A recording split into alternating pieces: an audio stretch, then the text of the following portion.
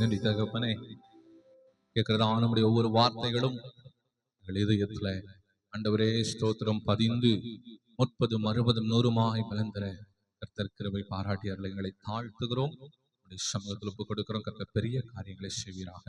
இயேசுவின் நாமத்தில் ஜெபிக்கிறோம் நல்ல பிதாவே, ஆமென். அல்லேலூயா. எல்லா கரங்களை எடுத்து உற்சாகமா சொல்லுங்க. அல்லேலூயா, அல்லேலூயா, அல்லேலூயா, ஆமென். இம்மட்டும் நம்மை நடத்தின தேவன் தொடர்ந்து நம்மை நடத்துவார். அந்த வசனத்தை நம்ம மறுபடியும் வாசிக்க கேட்போம். பின்னும் அவர் அவர்களை நோக்கி, தேவனுடைய ராஜ்யமானது ஒரு மனுஷன் நிலத்தில் விதையை விதைத்து இரவில் தூங்கி பகலில் விழித்திருக்க அவனுக்கு தெரியாத விதமாய் விதை முளைத்து பயிராகிறதற்கு ஒப்பாய் இருக்கிறது. அல்லேலூயா.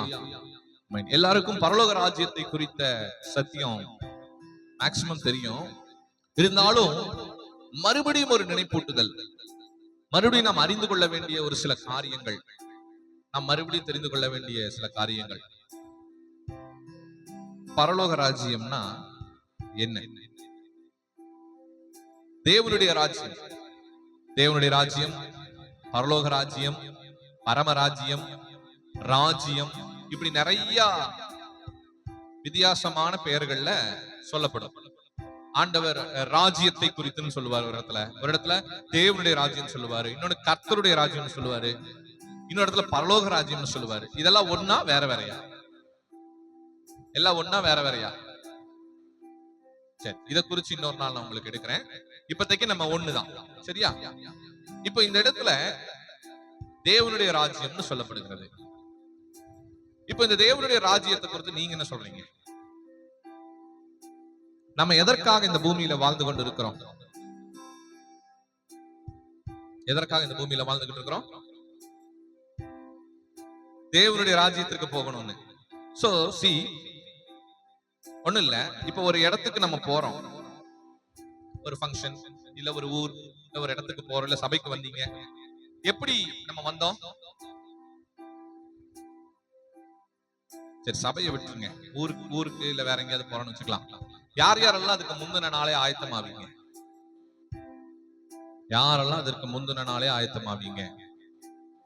ஒரு நாள் முன்னாடி, 2 நாள் முன்னாடி, 3 நாள் முன்னாடி, இல்ல ஒரு வாரம் முன்னாடி பிளான் போட்டு, ஷெட்யூல் போட்டு, டிக்கெட் எடுத்து, வேற துணிமணிகள் எடுத்து, அதற்கான பணத்தை எல்லாம் கரெக்டா கலெக்ட் பண்ணிட்டு, அதற்குண்டான எல்லா அரேஞ்ச்மெண்ட்ஸும் 8 மணிக்கு போனோம்னா 7 மணிக்கா பண்ணுவோம். 8 மணிக்கு போறோம், 7 மணிக்கா பண்ணுவோம். சில பேர் பண்ணுவோம். ஆனா அது ஒரு ஃபுல்ஃபில்னஸ் தருமா? உண்மையா ப்ரிப்பரேஷனோட பண்றவங்க என்ன பண்ணுவாங்க? ஆமா, நைட்டே குளிச்சு ட்ரெஸ் எல்லாம் மாத்திட்டு படுத்துருவாங்க.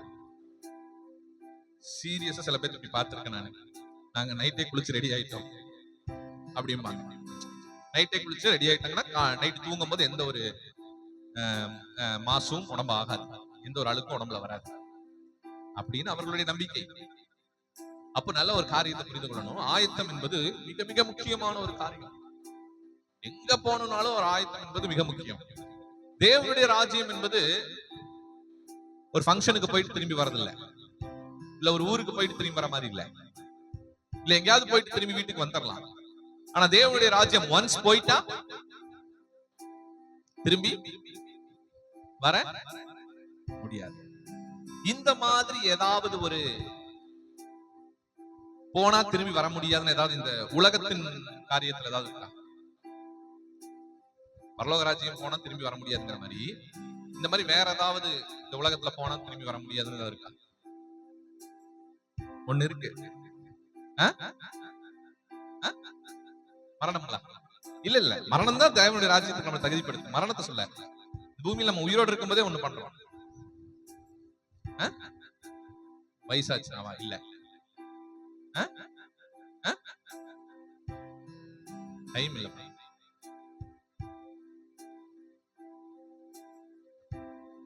ஒன்ஸ் பெண்கள் திருமணமாகி கணவன் வீட்டுக்கு போயிட்டா என்ன பண்ணக்கூடாது? எங்க திரும்பி வரக்கூடாது? அம்மா வீட்டுக்கு அது சரியா தவறா? தவறா? அக்கேஷனுக்கு வந்துட்டு போலாம், அது நிரந்தரம். நிரந்தரம் என்ன? கணவனுடைய வீடுதான் நிரந்தரம். வீட்டோட மாப்பிள்ள, அதுல தப்பான கான்செப்ட். அதுல எல்லாம் போயிடாதீங்க. போயின்னா சத்தியம் குழம்பிடும். சரிங்களா? பாருங்க, ஒன்ஸ் போயிட்டாங்கன்னா திரும்பி வரக்கூடாது. அப்ப அந்த பெண்ணை தன்னுடைய தாய் தகப்பன், இந்த காலத்து பெண்கள் எல்லாம் விட்டுருங்க, ஐயோ இதெல்லாம் விட்டுருங்க. ஒரு 20 years பேக் போய்க்குங்க, 2000க்கு முன்னாடி போய்க்குங்க. அப்போ அந்த தாயும் அந்த தகப்பனும் ஒரு பெண் பிள்ளை பிறக்கும் போது அந்த பெண் பிள்ளை எப்படி வளர்த்துவாங்க? பார்த்து பார்த்து. ரெண்டாவது சொல்லி சொல்லி வளர்த்துவாங்க. நீ இன்னொரு வீட்டுக்கு, அது அந்த ஏஜ் அட்டன் பண்ற வரைக்கும் தான் அது ஃப்ரீயா இருக்கும். அதுக்கு மேல என்னாச்சு? பார்த்து பார்த்து சொல்லி சொல்லி பக்குவமா ஆயத்தப்படுத்துவாங்க. என்ன ஒரு சின்ன மிஸ்டேக் அந்த பெண் பிள்ளை பண்ணாலும் என்ன சொல்லிடுவாங்க?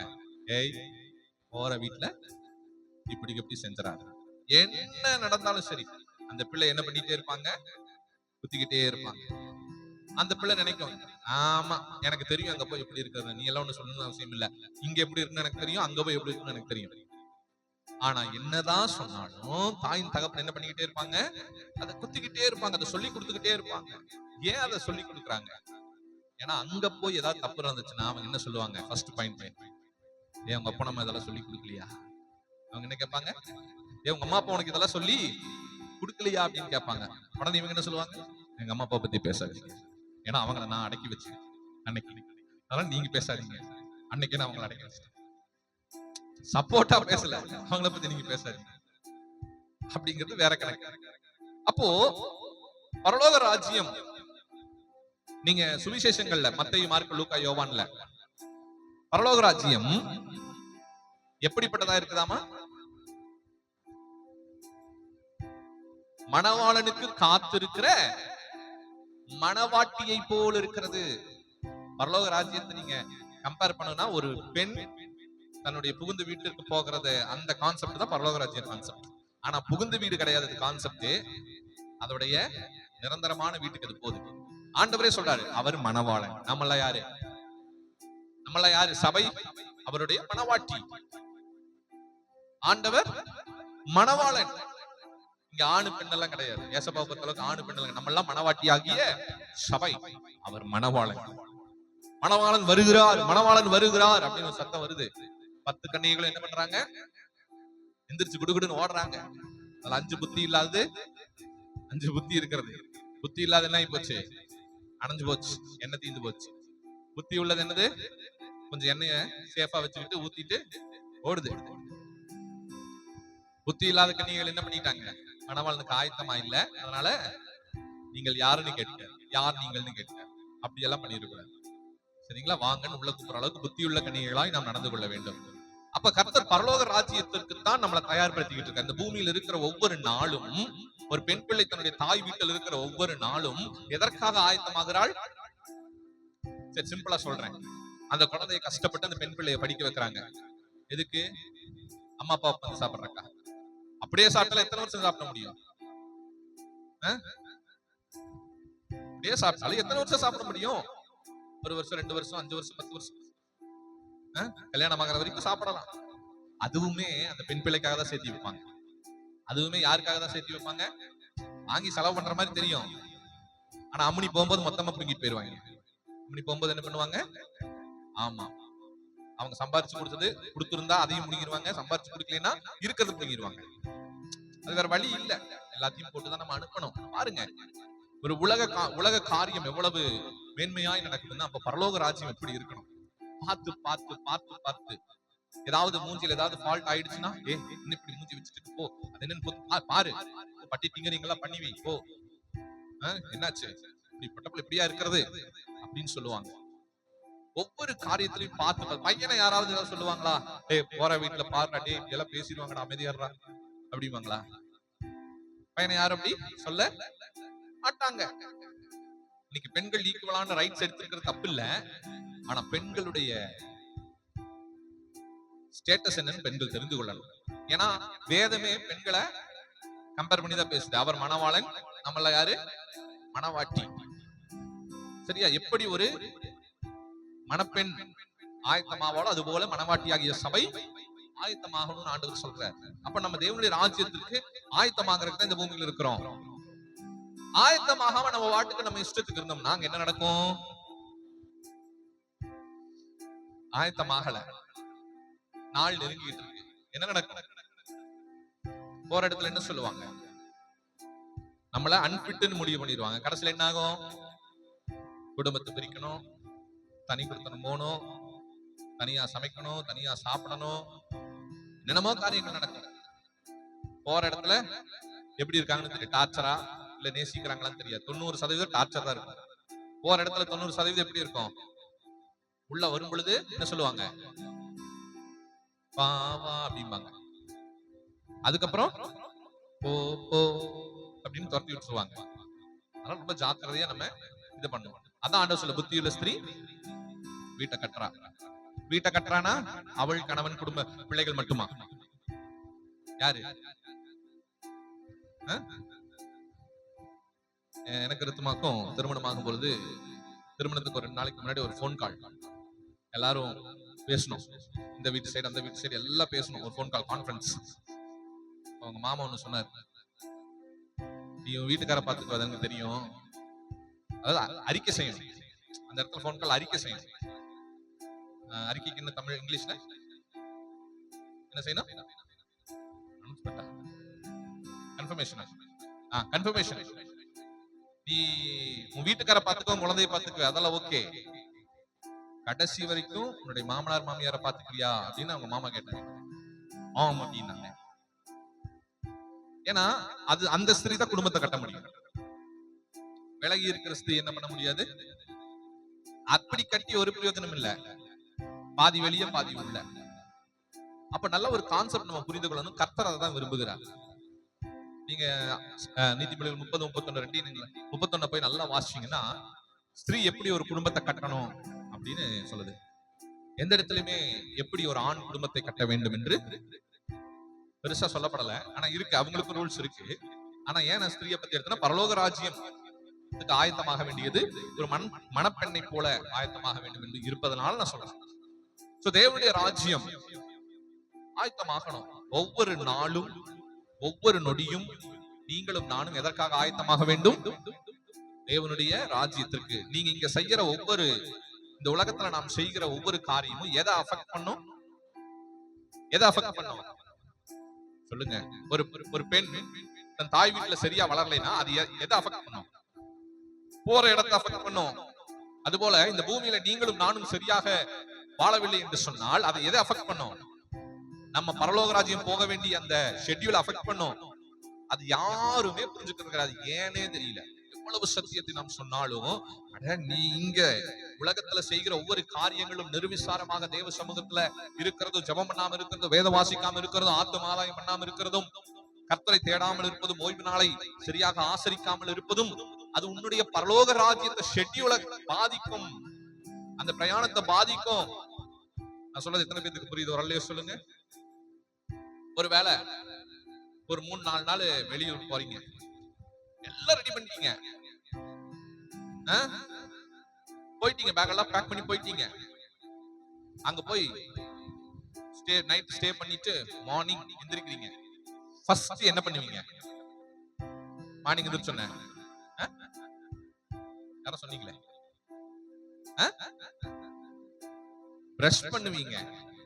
என்ன மிஸ் ஆயிடுச்சு? வீட்லயே விட்டுட்டு வந்துட்டேன். இப்ப கடை தண்ணி இருக்குது, வாங்குறோம்.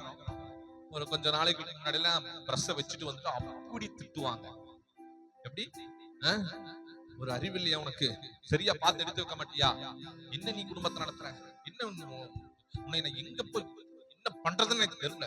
வெறும் கையை வச்சா பழத்தைக்கு தேய்ச்சிட்டு போறது, அப்படி இப்படின்னு பேசுவாங்க. சாதாரண ஒரு பிரஷ் தான்.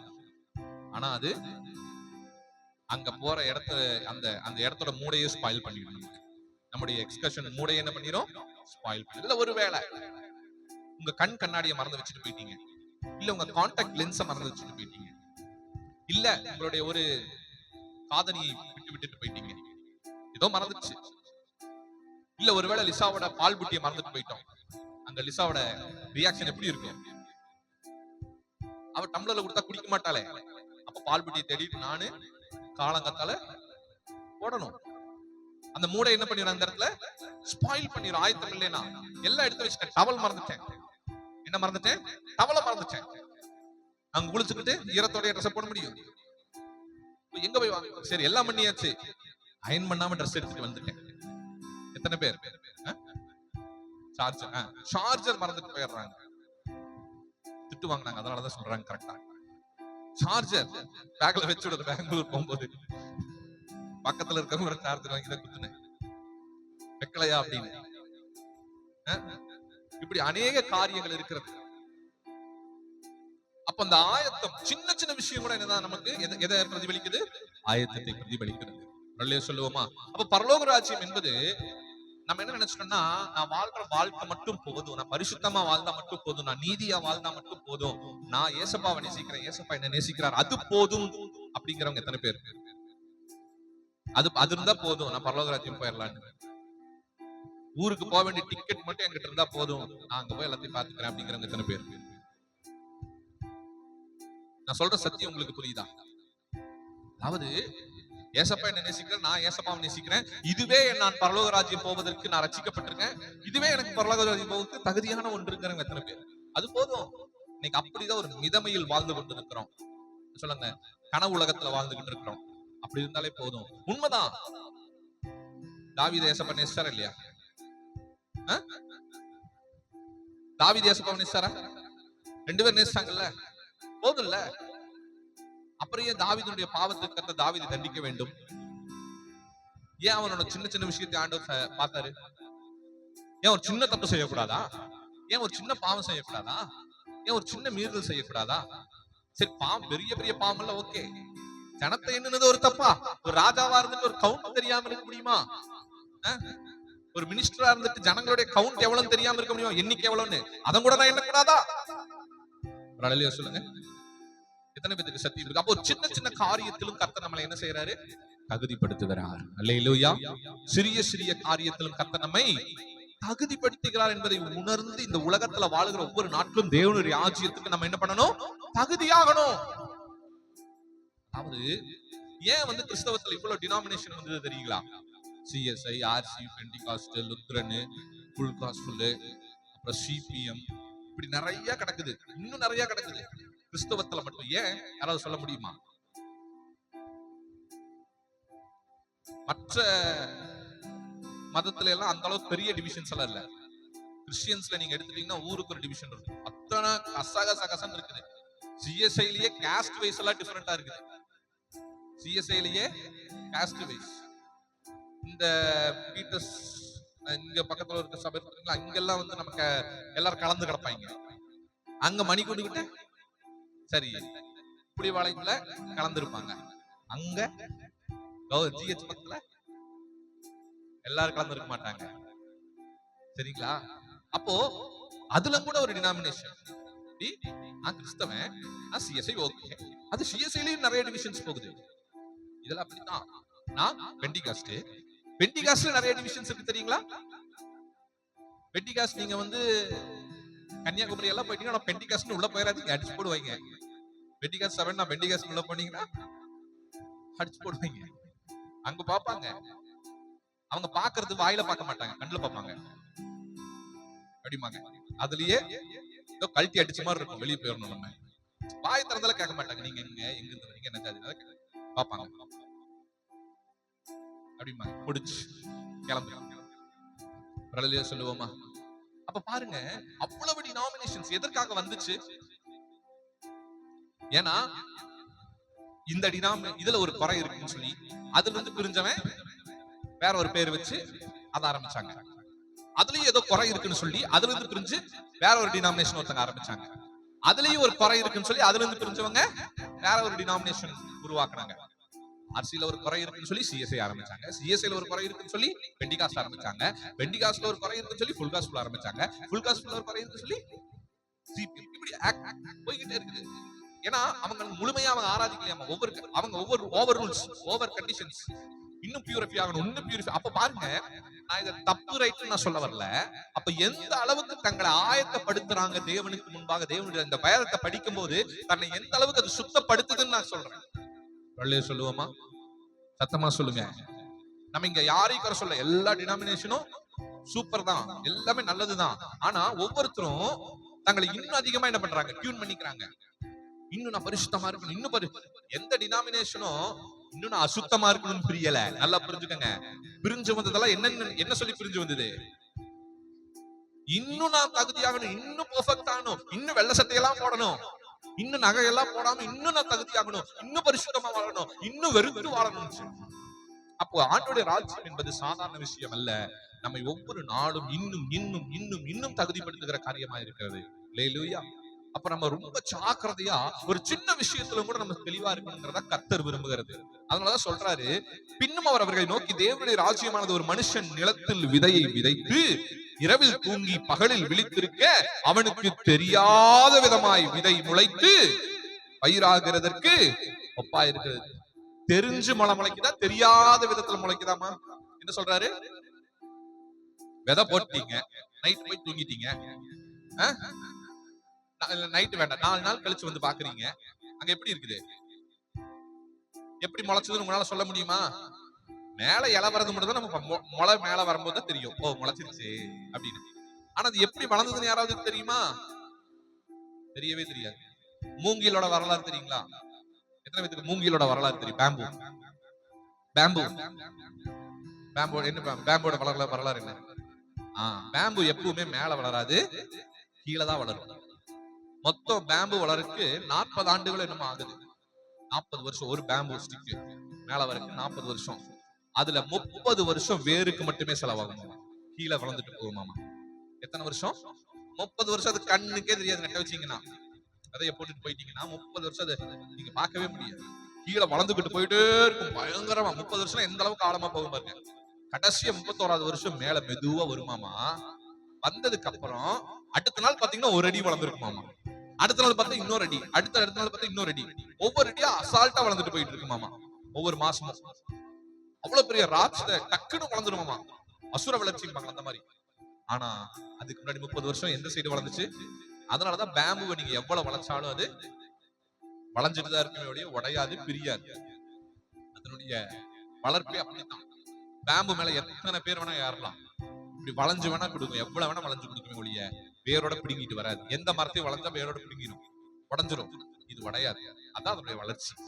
அப்ப பாருங்க, பரலோக ராஜ்யம் விதைய போட்டு அது எப்படி முளைக்குதுன்னு நமக்கு என்ன பண்ணாதாமா தெரியாது. என்ன சொல்ல வர ஆண்டவர்? அடுத்த வசனத்தை வாசிங்க. எப்படி என்றால், நிலமானது முன்பு முளையையும் பின்பு கதிரையும் கதிரிலே நிறைந்த தானியத்தையும் பலனாய் கொடுக்கும், பலனானதாய் கொடுக்கும். பயிர் விளைந்து அறுப்பு காலம் வந்தவுடனே அறுக்கிறதற்கு ஆட்களை அனுப்புகிறான் என்றான். உரலே சொல்லுவோமா? இப்ப பரலோக ராஜ்யத்தினுடைய சுவிசேஷம் நம்ம என்னதான் கேட்டாலும் நம்ம என்ன பண்ண மாட்டோம், நம்மளை மாத்திக்க மாட்டோம், அப்படிதானே? ஆனா திடீர்னு ஒரு நாள், நல்ல ஒரு விஷயத்தை புரிஞ்சுக்கோங்க, அறுக்கிறவன் வந்து அறுக்க ஆரம்பிச்சிருவான். அதாவது தேவனுடைய வருகை வந்துடும். அப்படி அறுக்கும் போது இது முளைக்கலன்னா என்ன இருக்கும்? நீங்களும் நானும் முளைய விடல என்ன இருக்கும் சொல்லுங்க. சிம்பிள் வரைக்கும் கேட்கிறேன். இப்போ ஒரு விதைய போடுறீங்க, அந்த விதை வளர்ந்து அது என்ன சொல்லுங்க, அந்த முன்பு, அதாவது எப்படி என்றால் நிலமானது முன்பு முளை, அப்புறம் கதிர், அப்புறம் கதிரிலே நிறைந்த தானியம். இந்த 3 ப்ராசஸ் நடக்கணும். என்னென்ன நடக்கணும்? முளை வரணும், 2வது கதிர் வரணும், 3வது தானியம். முளை, கதிர், தானியம். எல்லாரும் சொல்லுங்க. முளை, கதிர், தானியம். முளைங்கிறது என்னது?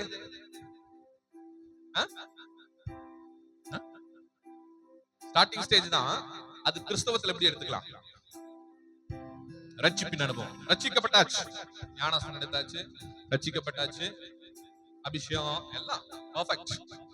அதான் முளை. எல்லாரும் பெற்றுக்கிட்டீங்களா? எல்லாரும் பெற்றுக்கொண்டாச்சா? பிரளய சொல்லுவோமா? முளை பெர்ஃபெக்ட்டா வந்துருச்சு. செகண்ட் என்னது? கதிர். கதிர்னா கதிர்னா என்ன?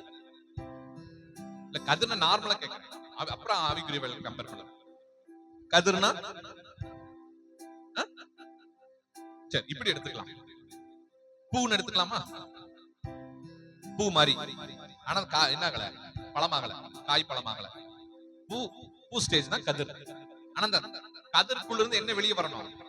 அந்த கதிர் தாள்களுக்குள்ள இருந்து தாள் மட்டும் வந்துருச்சு, அது பிரிஞ்சு தானியம் வரல, தாள் மட்டும் வந்து நிக்குது. அது எப்படின்னா, சரியான ஒரு கிறிஸ்தவ வாழ்க்கை, சரியா சர்ச்சுக்கு வர்றது, ஓய்வு நாள் ஆசரிக்கிறது, நல்ல அபிஷேகத்துல வளர்றது, அதாவது கிறிஸ்தவ வாழ்க்கையை பரிசுத்தமாய், நீதியாய், உண்மையாய், நேர்மையாய் வாழ்வதுதான் கதிர். எல்லாரும் வாழ்றீங்களா? அந்த லிஸ்ட்ல வந்து நிறைய இருக்கு, இப்ப எனக்கு சொல்ற டைம் இல்ல. ஓய்வு நாளை சரியா ஆசரிக்கணும், அதுக்கப்புறம் என்ன பண்ணணும்? பரிசுத்தமா வாழணும், நீதியா வாழணும், நேர்மையா வாழணும். உங்களுடைய பிரேயர் லைஃப், உங்களுடைய பைபிள் ரீடிங், உங்களுடைய உபவாசம், உங்களுடைய ஒழுக்க வழக்கம் எல்லாமே அதுல அடங்கிடும். இதுல எல்லாமே பர்ஃபெக்டா இருக்கிறீங்களா? பர்ஃபெக்டா இருக்கிறீங்களா? முன்பு முளை, பின்பு கதிர், மூன்றாவது தானியத்தை விளைவிக்கும். தானியங்கிறது என்னது? தானியங்கிறது என்னது? Last stage. அதான் என்ன ஸ்டேஜ்? அத ஸ்பிரிச்சுவல்ல கம்பேர் பண்ணும்போது உங்களுடைய லாஸ்ட் ஸ்டேஜ் என்னது? தானியம் என்பது அர்ப்பணிக்கப்பட்ட வாழ்க்கை, உங்களை குறித்த தேவ தரிசனம், உங்களை குறித்த தேவ சித்தம், அது என்னவோ அதன்படி உங்க லைஃபை நீங்க மூவ் பண்ணி போறது. இது வரைக்கும் நீங்க வாழ்ந்த வாழ்க்கை ஓகே, ரட்சிக்கப்பட்டேன், ஞானஸ்தானம் எடுத்தேன், அபிஷேகம் பெற்றுக்கிட்டேன், முளை முடிஞ்சது. அடுத்தது சர்ச்சுக்கு வரேன், வார வாரம் ஆராதிக்கிறேன், எல்லா ஆராதனைகளிலும் பங்கு பெறுகிறேன், பரிசுத்தமாய் வாழ்கிறேன், நல்லா ஜெபிக்கிறேன், நல்லா உபவாசிக்கிறேன், நல்லா பைபிள் படிக்கிறேன். இப்ப கதிர் முடிஞ்சிச்சு. இப்ப அடுத்தது எல்லாம் வச்சு, முளையும் கதிரையும் வைத்து, இப்ப என்னுடைய தரிசனம் என்னன்னு கண்டுபிடிக்கணும். சொல்லுவோமா? கர்த்தர் என்னை எல்லா ரட்சிக்கப்பட்ட ஒவ்வொருவர்களுக்கும் என்ன இருக்கு? ஒவ்வொருத்தருக்கும் அழைப்பும் தரிசனமும் இருக்கு. அதை கண்டுபிடிக்கணும். சொல்லுவோமா? அதை கண்டுபிடிச்சு கர்த்தருக்காக கோதுமை மணிகளாக பயன்படுவது. கரங்களை தட்டி கர்த்தரை மகிமைப்படுத்துவோம். அதுதான் சொல்றது, ஒப்பு கொடுக்கப்பட்ட வாழ்க்கை. கோதுமை மணி போ மடிந்திடுவே, உமக்காய் தினமும் பலன் கொடுப்பேன். கோதுமை மணி போல் மடிந்திடுவே, உமக்காய் தினமும் பலன் கொடுப்பேன். அவமானம் நிந்தை சிலுவைதனை, அவமானம் நிந்தை சிலுவைதனை அனுதினமும் நான் சுமக்கின்ற மூணாவது ஸ்டேஜ். அனுதினமும் நான் மறுபடியும் அவமானம் நிந்தை, அவமானம் நிந்தை சிலுவைதனை, அவமானம் நிந்தை சிலுவைதனை ஆண்டவருக்காக அனுதினமும் நான் சுமக்கின்றேன். இதான் மூணாவது ஸ்டேஜ். ஒவ்வொரு நாளும் ஆண்டவருக்காக சுமக்கணும். மூணாவது ஸ்டேஜ். ஓ உமக்காகத்தானே ஐயா, இந்த மூணாவது ஸ்டேஜ். ஓ நான் உயிர் வாழ்கிறேன், இந்த மூணாவது ஸ்டேஜ். ஆண்டவரே உமக்காகத்தான் நான் வாழ்ந்துகிட்டு இருக்கிறேன் அப்படிங்கிற நேரத்துல கோதுமையை வந்து அறுத்து எடுத்துட்டு போவாரு. ஆமென். நான் உயிர் வாழ்கிறேன் ஐயா, இந்த உடலும் உள்ளமெல்லாம், இந்த உடலும் உள்ளமெல்லாம் அன்பருமக்காக தானே ஐயா, அன்பருமக்காக தானே ஐயா. அல்லேலூயா. மூணாவது ஸ்டேஜ். கோதுமையா வெளியே வந்து கர்த்தருக்காக அவமானம், நிந்தை, பாடுகள் கர்த்தருக்காக சகிக்கணும். சரிங்களா? நீங்க வெளியே அடி கொடுத்து அடி வாங்கிட்டு வரதில்லை. கர்த்தருக்காக வெளியே போய் கர்த்தருக்காக பாடுகளை பட்டு, கர்த்தருக்காக நிந்தைகள், கர்த்தருக்காக அவமானம், கர்த்தருக்காக பரவாயில்லையே சொல்லுவோமா? எத்தனை பேருக்கு வீட்டுல சர்ச்சுக்கு வந்தா கண்டுபிடிச்சுட்டுவாங்க, அப்படி வேண்டாம், சர்ச்சுக்கு போறதே பிடிக்காது, ஆனாலும் நான் தாண்டி வரேன் ஏசப்பாக்காக. எத்தனை பேர்? நான் ஜெபம் பண்ணாலே எங்க வீட்டுல இருக்க யாருக்கும் பிடிக்காது, ஆனா நான் ஜெபம் பண்ணுவேன். நான் பைபிள் படிச்சாலே யாருக்கும் பிடிக்காது, நான் பைபிள் படிப்பேன். நான் ஊழியம் செய்யறது யாருக்கும் பிடிக்காது, நான் ஊழியம் செய்வேன். நினைச்ச நேரத்துக்கு சர்ச்சுக்கு வந்து நான் ஆண்டவர் ஆராதிக்கிறது யாருக்கும் பிடிக்காது, ஆனால் நான் வருவேன். ஆண்டவர் சமூகத்துல காத்திருப்பேன். கண்டிப்பா அந்த மாதிரி அவமானம், நிந்தை, சிலுவைகளை நம்ம சுமக்கிறது தான் 3வது ஸ்டேஜ், கோதுமை மணி. சொல்லுவோமா? கோதுமை மணி என்பது உங்களுக்காக வாழ்கிறது அல்ல. யாருக்காக வாழ்றது? ஆண்டவருக்காக வாழ்கிறது. அப்படி நீங்கள் வாழ்ந்துட்டு இருக்கிற அந்த நேரத்துல என்ன நடக்குமாமா? 29 பயிர் விளைஞ்சிருச்சுன்னு ஆண்டவர் பாக்குறாரு. ஒரு சொல்லுவோமா? பயிரே விளைஞ்சிருச்சுன்னு ஆண்டவர் பாக்குறாரு. விளைந்து அறுப்பு காலம், சரியான நேரம் வரும், சரியான காலம் வரும்.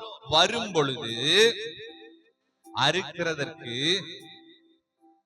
ஆட்களை அனுப்புகிறான் என்றான். ஒரு சொல்லுவோமா? நீங்க ரெடி ஆயிட்டீங்கன்னா ஆள் வரக்குள்ள, அறுப்பு காலம் வருவதற்குள்ள நீங்க மணியாய் வேலை எந்திரிச்சு நிக்கணும். கோதுமை மணியாய் மேல வந்து நிக்கணும். அறுப்பு காலம் வரக்கு முன்னாடி, அறுப்பு காலம் வந்துருச்சுன்னா அறுப்பு இருக்கிறவன் கோதுமை மணிய அறுத்து அவன் பாட்டுக்கு போயிட்டே இருப்பான். எதை விட்டுட்டு போயிருவான்? எதை விட்டுட்டு போவான்? களைகளை விட்டுருவான். களைகளை மட்டும் இல்ல, கரெக்டா சொல்லுங்க, 3 ஸ்டேஜ் சொன்னேன். எதெல்லாம் விட்டுருவான்?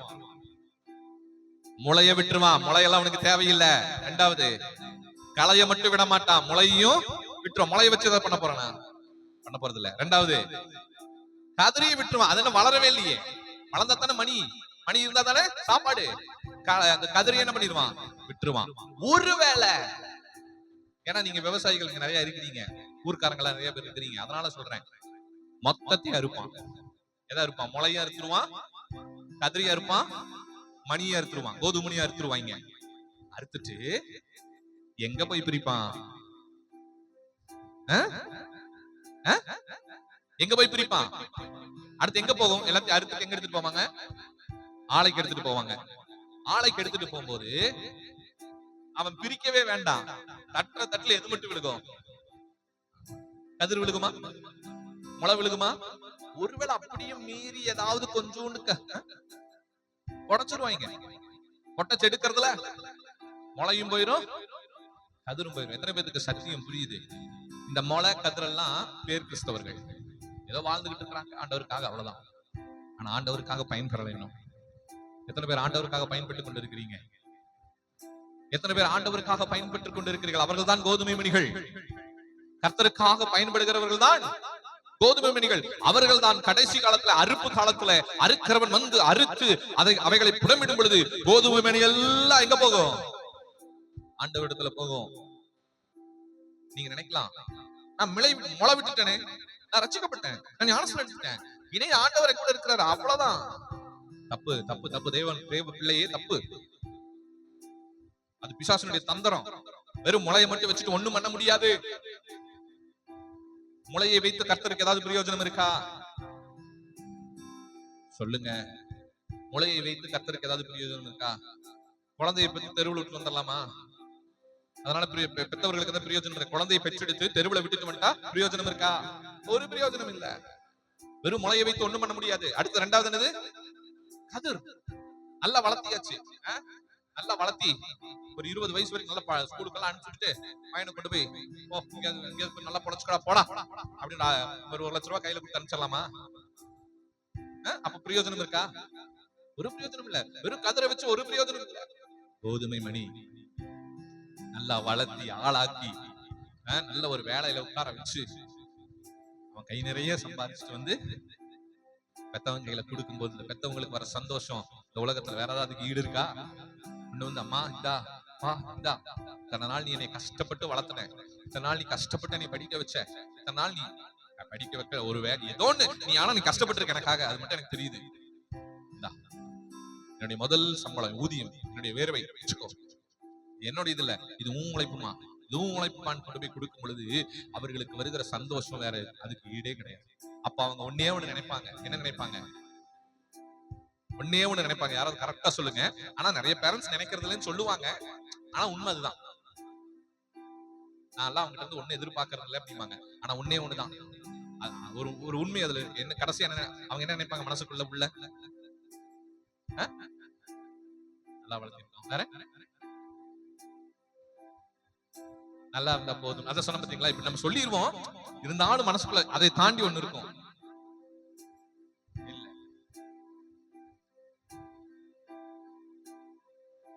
கஷ்டப்பட்டது வீண் போல, இல்ல இன்னொன்னு பட்ட கஷ்டத்துக்கு பிரயோஜனம் இல்ல. பக்கத்துல வரீங்க, நல்லா பாத்துக்குவேன். ஓகே, ஒண்ணு நினைப்பாங்க. ரொம்ப கஷ்டப்பட்ட பேரண்ட்ஸா இருந்தா ஒண்ணு நினைப்பாங்க. ஆண்டவர் அப்படிதான் நம்மள நம்புறாரு. அதனால அந்த ஒரு பாயிண்ட் மட்டும் வெயிட் பண்றேன். என்ன பாயிண்ட் தெரியுமா?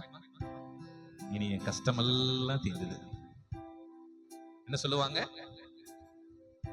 இனி என் கஷ்டமெல்லாம் தீர்ந்தது. ஏசப்பா அப்படிதான் நம்புறாரு.